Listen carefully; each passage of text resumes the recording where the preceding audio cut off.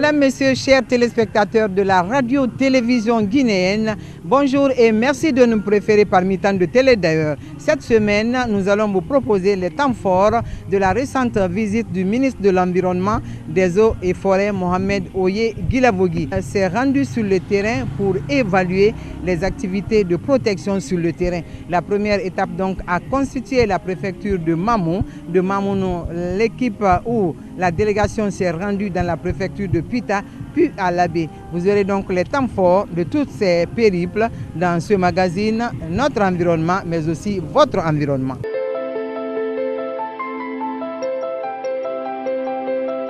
Ceux et celles qui viennent donc de nous prendre en marche, sachez que vous êtes sur la télévision nationale, mais dans votre magazine, notre environnement, mais aussi votre environnement.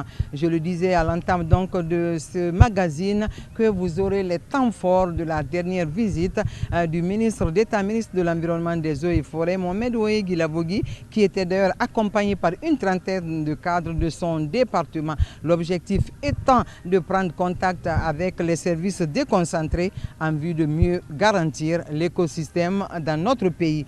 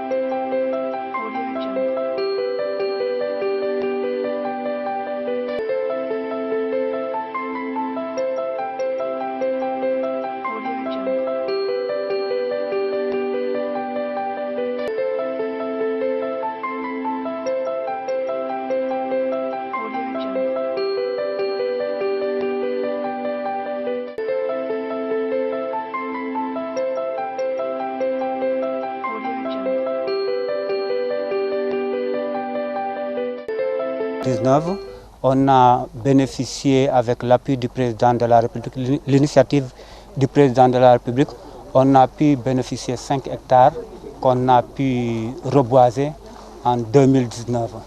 Donc on a planté ici 5488 plants pour l'année 2019. Dans le cadre de l'initiative? Dans le cadre de l'initiative présidentielle. On a planté, on a fait cette plantation. Donc, les espèces, c'est 2 espèces que nous avons utilisées, Acacia mangium et le Tex. Ce sont les 2 plants qu'on a utilisés sur ce site pour cette année. Le suivi, comment ça se fait? Donc le suivi avec la communauté, avec l'appui de la communauté, on est en train de suivre les plans. Donc de faire tout pour lutter contre les feux de brousse.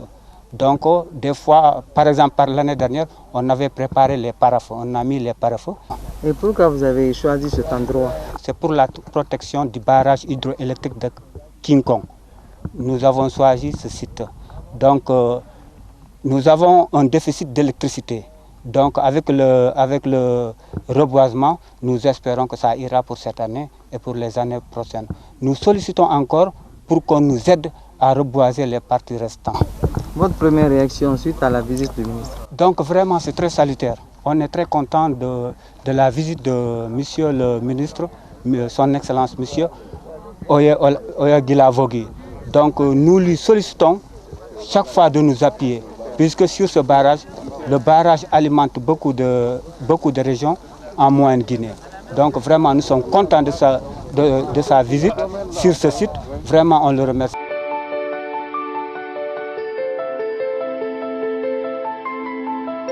Nous sommes conscients qu'il y a une dégradation poussée de l'environnement causée par les facteurs anthropiques.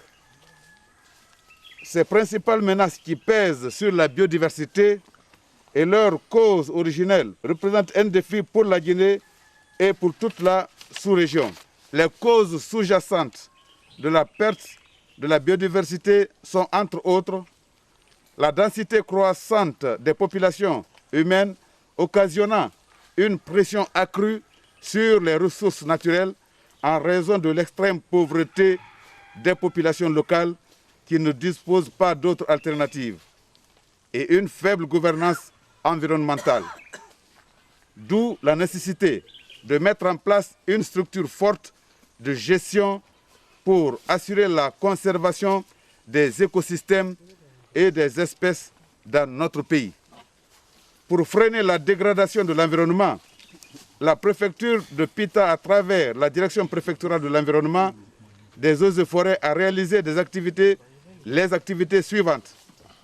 La production des plants, le reboisement des zones dénudées, dont les berges du lac du barrage hydroélectrique de Quincon, une large campagne de sensibilisation des populations et plus particulièrement des exploitants des ressources naturelles sur les causes et méfaits du changement climatique est en train de se réaliser. La perception des effets de la dégradation de l'environnement est une évidence pour tout le monde.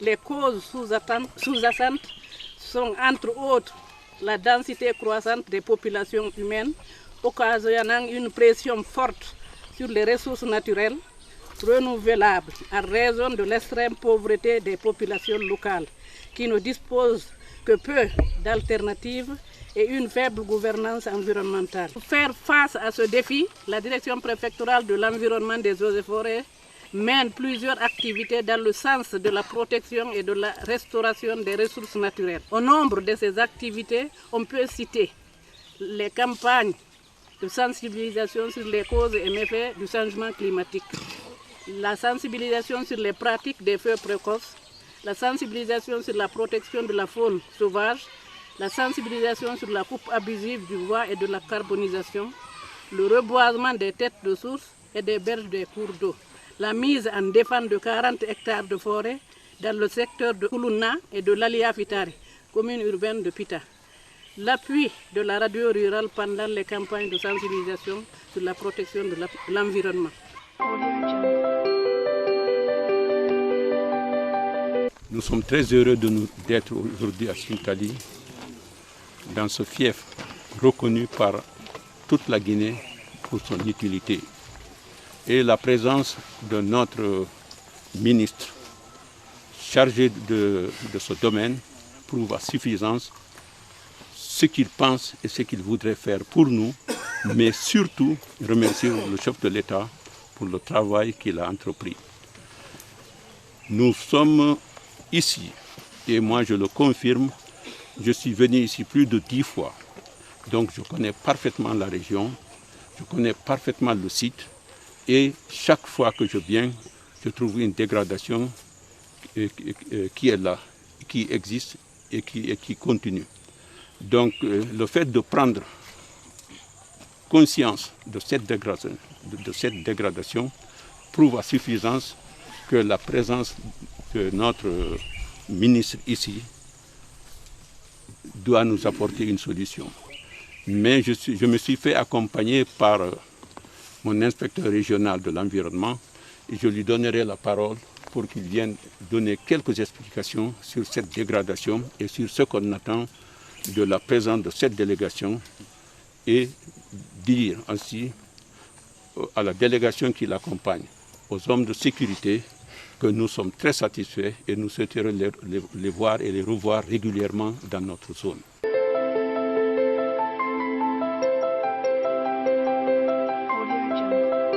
Je vais juste dire que le déplacement de M. le ministre est à point nommé, puisque le symbole ou le mot d'ordre de M. le Président de la République, gouverner autrement, donne un effet sur le terrain. Et je m'en vais vous dire, M. le ministre d'État, et je vais vous présenter le personnel de l'inspection régionale de l'environnement des eaux et forêts qui compte 236 agents, toutes catégories confondues. Agents formés sur la commune de base 180, officiers de la police judiciaire 10, non formés 46 cadres et agents. Nombre de services 18 dont 2 rattachés, notamment la brigade de lutte contre la criminalité des espèces de faune et de flore et les aires protégées de Pinceli et de Baffinsus. Activités réalisées durant le premier trimestre. Élaboration du plan d'action régional 2021-2022. Diffusion de la circulaire sur l'application des faits précoces. Installation de 36 pépinières dans les communes rurales et communes urbaines. Recensement de 6174 armes à feu. Mise en défense de 882,39 hectares de forêt. Accompagnement à la création de 1561,4 hectares de forêt communautaire. Suivi et encadrement de 65 437,13 hectares de forêt classée de l'État. 3 séances de sensibilisation, d'information et de communication des communautés sur la gestion rationnelle et durable des ressources naturelles. En termes d'assainissement, mise en place de 489 comités villageois de suivi post-FDAL. Entendez, c'est la fin de défécation à l'air libre dans les 2 communes de convergence afin d'éviter le retour à la défécation à l'air libre, c'est à Wurikaba et à Douné. Difficultés. Incursions répétées de certains citoyens dans les domaines forestiers de l'État. Carrière Sili de Dalaba par exemple, forêt classée de Fitakuna et Koumi dans la commune urbaine de Mamou, Ngeroual et Yogoré dans Sarmoussaya. Réticence des détenteurs d'armes à feu à se faire recenser, faible implication des autorités locales dans le recouvrement, le braconnage sur les espèces de faune, insuffisance du personnel et formation des agents forestiers.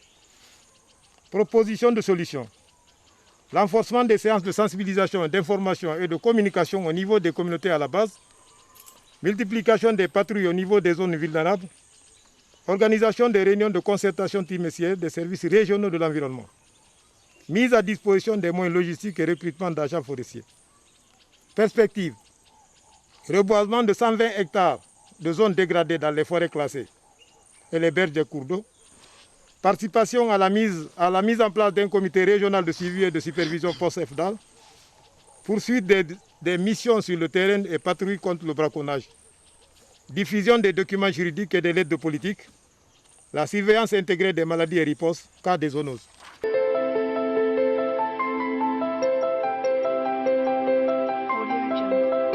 L'arrêt, le stop fait ici dans cette sous-préfecture, c'était de visiter. Il faut gouverner autrement dans ce sens. Avec les faibles moyens bords que nous disposons, il faut que nous tentions d'obtenir les résultats escomptés. C'est ça la réalité. La sous-préfecture en a vu des efforts qui sont fournis sur le terrain, mais j'avoue que vous vous êtes réveillé un peu tardivement. Aujourd'hui, on traverse le lit là, à pied, sans problème, sans avoir une seule goutte d'eau sur le pied. C'est extrêmement grave. Et ça, c'est dû au comportement de la population, ce n'est personne d'autre. Il semble même que des étrangers viennent. C'est très grave. Mais il n'est jamais trop tard de bien faire. Il faut qu'on sauve ce barrage.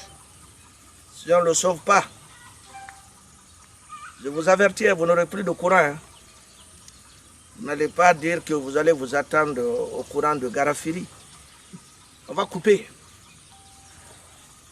On préfère alimenter des zones qui n'ont jamais connu de barrage que de continuer à envoyer ici parce que vous n'avez pas besoin de courant.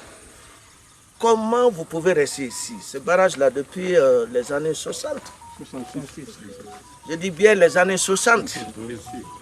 N'est-ce pas? Oui. Vous étiez tous là, vous avez laissé le barrage s'assécher complètement. C'est extrêmement grave. Vous avez la lourde responsabilité de restaurer ce courant. Si vous ne le faites pas, vous n'aurez plus de courant. Et vous n'aurez pas le courant d'ailleurs. Parce que ces gens-là fournissent beaucoup d'efforts. N'acceptez pas que les gens confectionnent des briques dans le cours d'eau. Il faut interdire. Entretenez les bois qu'on plante ici, les arbres. C'est extrêmement important. Dans le cadre de l'initiative présidentielle, il y a 2 ans, vous venez de le dire, vous avez réussi au moins à planter 10 hectares. C'est quand même réconfortant, bien que ce soit tardif. Mais au moins, c'est un exemple que vous donnez. Je vous demande de poursuivre l'effort. De notre côté, cette année, nous ferons beaucoup plus d'apports pour protéger ce cours d'eau. L'année passée, à cause de cette pandémie, il n'y a pas eu de gros efforts de l'État pour la restauration de la forêt. Mais j'avoue que cette année, ils mettront beaucoup plus d'accent, surtout sur les berges et les têtes de cours d'eau, les têtes de source des cours d'eau. Nous avons fait exprès de faire stop parce que l'autorité de l'énergie a attiré notre attention pour le cas de ce barrage. Il y en a suffisamment, hein, mais surtout le cas du barrage de l'hôpital. Effectivement, tel que ça a été dit, nous sommes venus le trouver ainsi. Et ça, c'est vous les responsables. C'est une obligation. Notre vie en dépend. Et ça, c'est un phénomène international. Ce n'est pas la Guinée seulement. Donc, on a l'obligation de le faire. Si vous ne le faites pas, vous n'allez pas vivre longtemps. C'est ça qui nous protège, notre environnement. Donc, j'invite l'autorité locale de mettre beaucoup plus d'accent pour surveiller ces nouvelles plantations qui démontrent l'élan. Fournissez d'efforts pour sauver ce cours d'eau. Après donc l'étape de Mamou, nous sommes, je le disais, à Pitala. Ce fut la désolation. Nous sommes actuellement sur le lit de la rivière Kokoulou. Cette rivière qui arrose le barrage Kinko, malheureusement asséché, observé sur les images.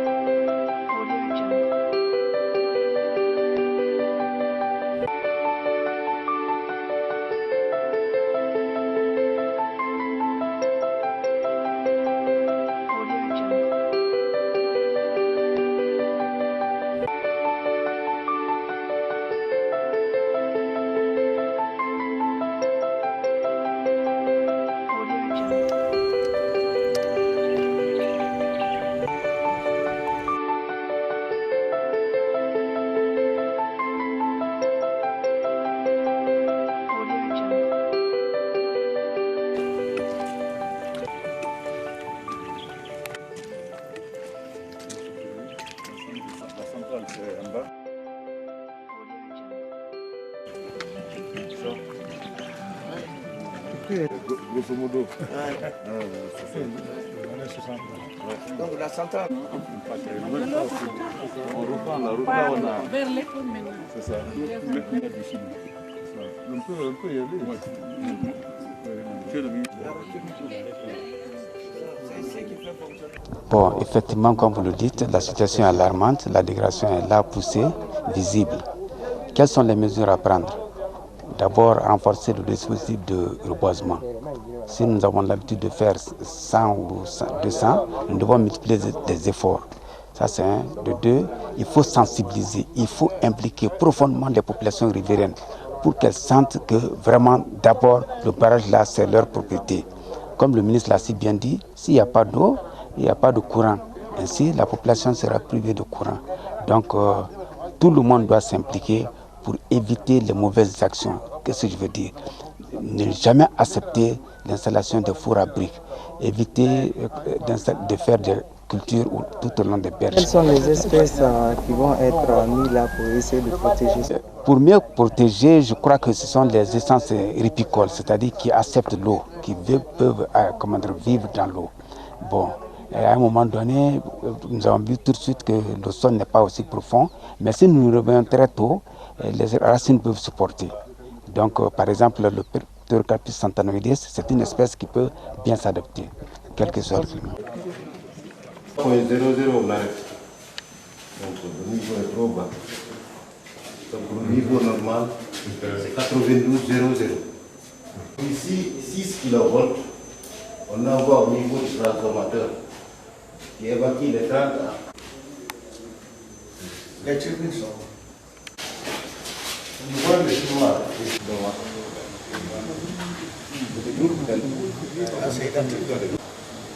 Là, il a été rénové. Oui, il y a eu de rénovation en 2000 et en 2005. Vous savez, le système avant lui, c'est là où on met une phase de la roue. L'arbre. Donc, ce qui est évident, c'est la bougie. C'est une tension de 6 kV. Donc, le 6 kV vient au niveau du transformateur qui élève le 6 là pour alimenter peut-être. Ensuite, on peut tourner avec la tension de Caleta thérapie.